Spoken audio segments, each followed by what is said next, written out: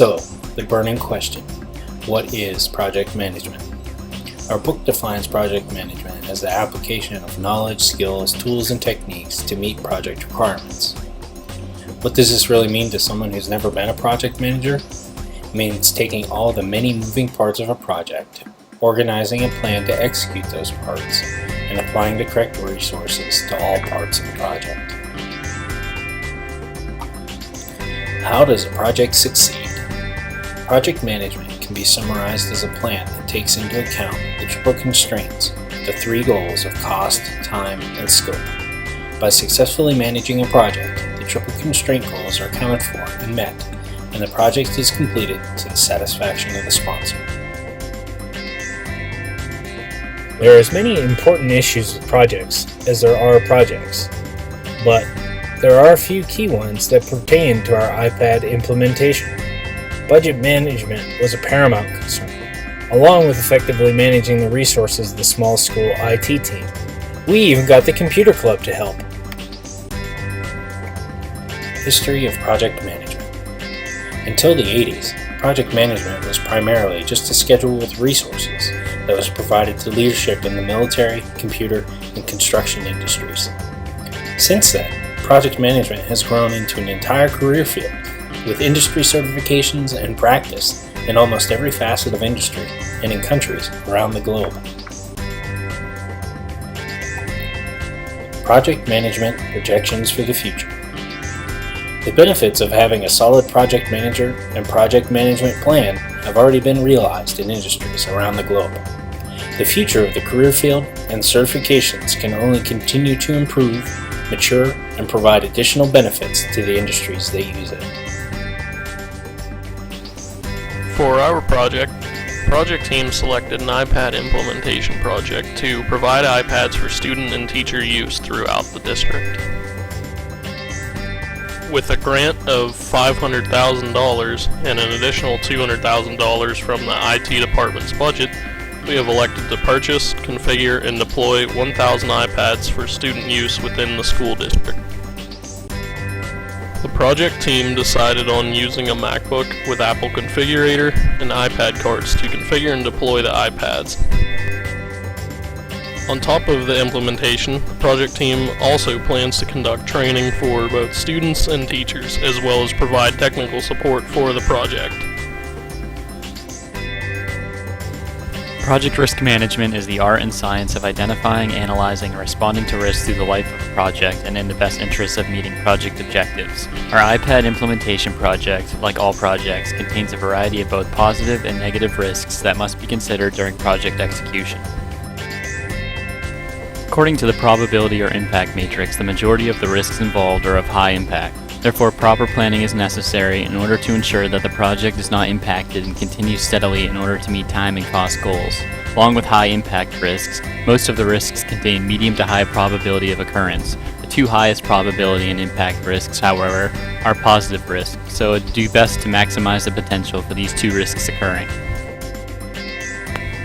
The two highest probability and impact risks are positive risks. These two risks are subject to risk acceptance. It was determined that there is a high probability of these two positive risks occurring without any intervention from the project team.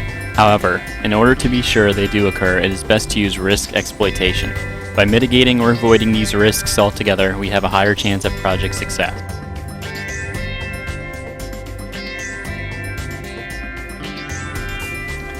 Planning cost management requires gathering resources directly from the cost management plan and breaking them down into a budget.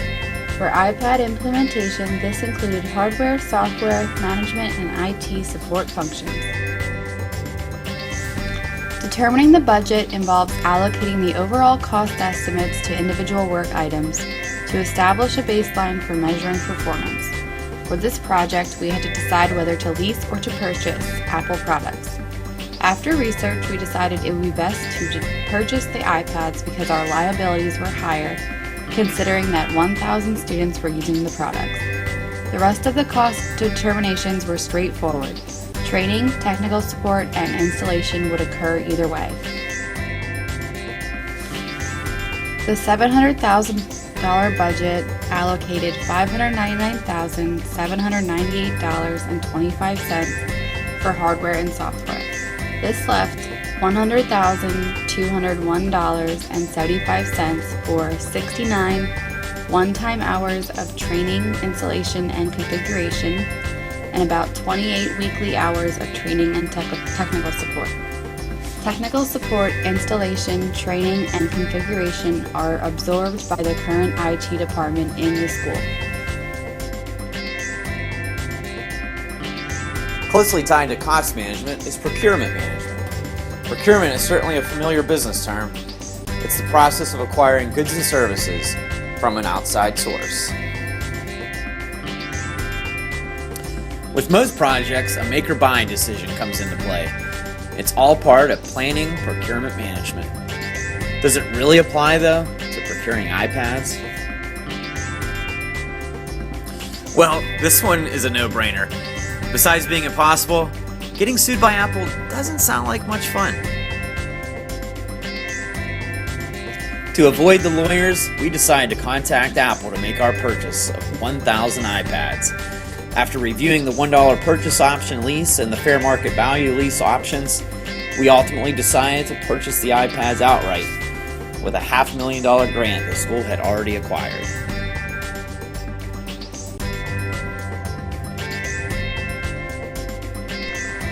Customer training is an important part of the project implementation as well as customer relationship management.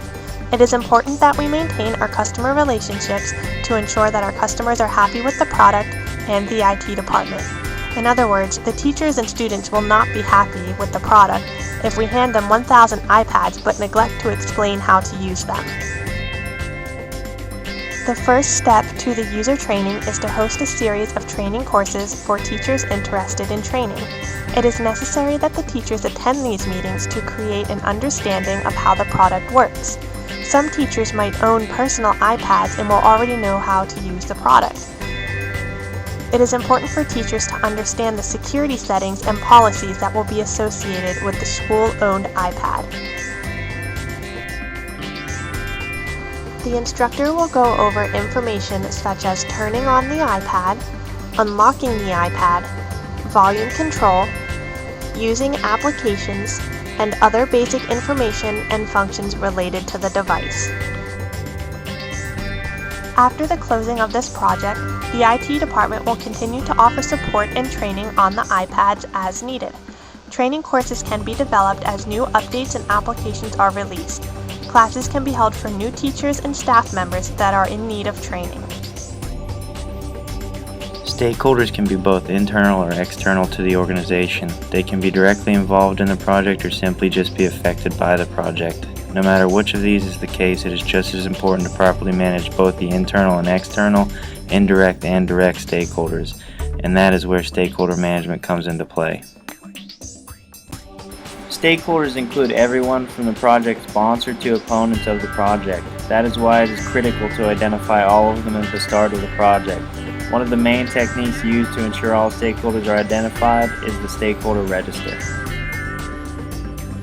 The stakeholder register contains not only the name of the stakeholder but also their position, whether they are internal or external, their project role, and contact information. It is important in the iPad implementation for two main reasons. It clearly lays out everyone's responsibilities and ensures at least one method of communication is open. That ensures that there is no confusion later and the team can avoid the pointing finger syndrome. It is also important to note that the project manager needs to be careful not to put any sensitive information in the stakeholder register, as it is normally a public document. Once the register is completed, the next step is to create a management strategy. The stakeholder management strategy is responsible for containing the stakeholder's name, their level of interest and influence on the project, and any recommended management strategies. It allows for a quick and easy way to evaluate which stakeholders have the highest level of interest or influence and contains individual management strategies. This section allows one to easily see how to best interact with each stakeholder. For example, some stakeholders may prefer communication through meetings while others prefer email. With this information, the project has a higher probability of succeeding. Without constant communication, a project can quickly lose traction and begin failing. The formula for communication channels needed is n-1 times n divided by 2, where n is the number of stakeholders. So for our iPad implementation project, the proper number of communication channels is 66. That may seem like a lot, but these channels will help ensure teamwork and a great finished project.